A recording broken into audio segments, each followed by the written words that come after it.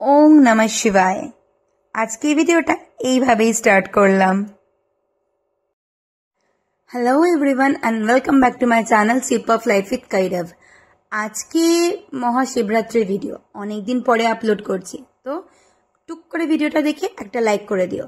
দাঁড়াও, লাইক করতে ভুলে যাওয়ার পরে আগেই লাইকটা করে দাও। হ্যাঁ, তো চলো, সবাইকে শিবরাত্রির অনেক অনেক শুভকামনা। আশা করি সবার শিবরাত্রি খুব ভালো গেছে, আমারও খুব ভালো গেছে। অনেক দিন পর 4 প্রহরে আমি শিব ঠাকুরের মাথায় জল ঢেলেছি।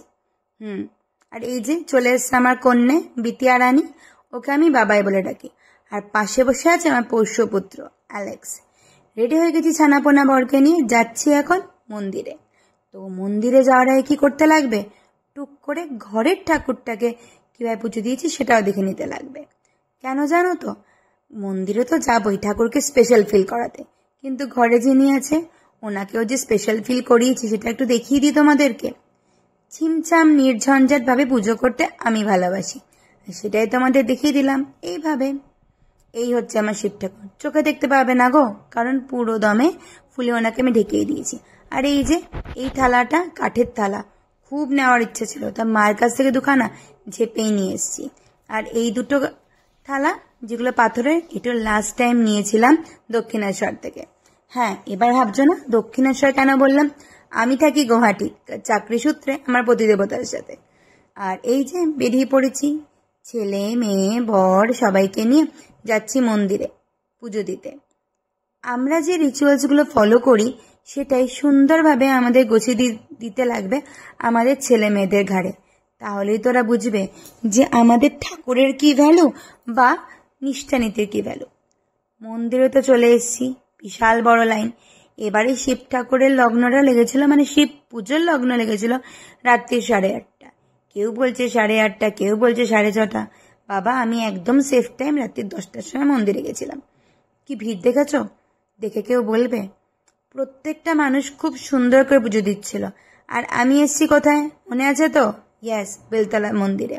এখানে একটা জিনিসই খুব ভালো লাগলো, একটু লাইন লাগছিল, পিছনে ধারে একটুখানি মন খারাপ হচ্ছিল, কিন্তু সামনে গিয়ে দেখলাম যার যতক্ষণ ইচ্ছা যেভাবে ইচ্ছা শান্তিতে পুজো দিতে দিচ্ছে। একবারও বলছে না জলদি করুন পিছনে লোক দাঁড়িয়ে আছে, একবারও বললো না। তো চলো, পুজো টুজো দেওয়া হয়ে গেছে। তারপরে এই যে খিচুড়ি খাওয়ার লাইন। আমি কিন্তু খিচুড়ি খাইনি, ছেলে মেয়েগুলোও খেলো না। কি যে ঝামেলা, বাড়িতেই কিছু খাবার দিতে হবে। রিজেন্ট একটাই, আমি বললাম না প্রহরে জল ঢালবো। আর এই যে কিছু একটা বোঝানোর চেষ্টা করছিলাম, তারপরে ভাবলাম আজকে একটু ভয়েস ওভার দিয়ে দেখি কেমন লাগে শুনতে তোমাদের আমার কথাটা। ব্যাস রেডি হয়ে চলে যাচ্ছি বাড়িতে যাওয়ার রাস্তায় অদ্ভুত দৃশ্য। পথে দেখলাম কি বিল্লি, ওরে বাবা রে বাবা। বাড়িতে আমার 4টে পোষ্য আছে, আর একটা বাড়াতে চাই না। পথে গাড়ি ঢোকাতে পারছে না, সামনে রাখা আছে স্কুটি। বুবুল বলছে নাকি আজকে বাইকটাকে হাতেই তুলে সরিয়ে দেবে। ফটাফট বাড়িতে এসে বুবুল খেয়ে নিল। বুবুল এটা প্রথমবার পুজো করলো শিব ঠাকুরে, প্রথমবার উপোস করেছে প্রায় অলমোস্ট 12 ঘন্টা। সবাই তোমরা ওকে অনেক আশীর্বাদ করো।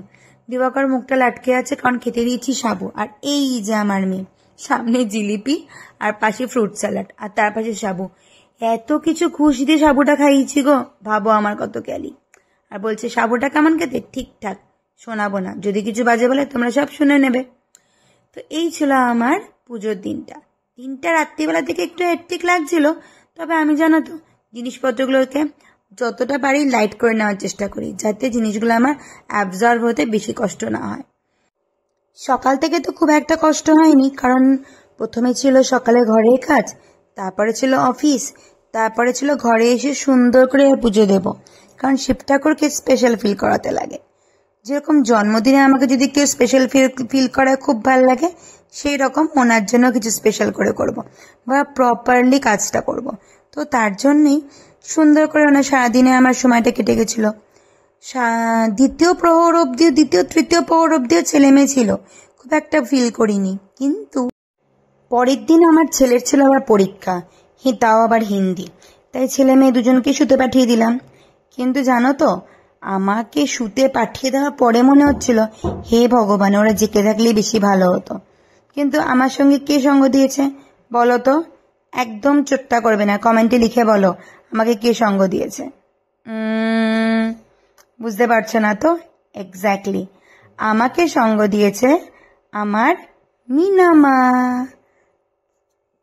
আমার ছেলে মেয়েদের মতোই ওদেরকে আমরা মনে করি। এই দাঁড়াও দেখাচ্ছি, এই দেখো মিনামা বসে আছে, তলায় বসেছি আমি আর মিনামা বসেছে উপরে।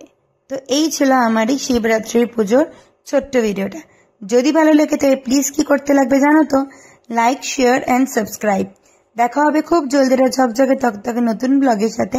ততক্ষণ অবধি বাই বাই, গুড নাইট সবাইকার। আর প্লিজ স্কিপ করে দেখো না। আর নতুন যদি বন্ধু একটা সাবস্ক্রাইব করো আর পাশে থাকা বেল আইকনটাকে বাজিয়ে দিয়েছো। দেখা হচ্ছে খুব জলদি। জয় শিব শম্ভু, সবাই ভালো থেকো।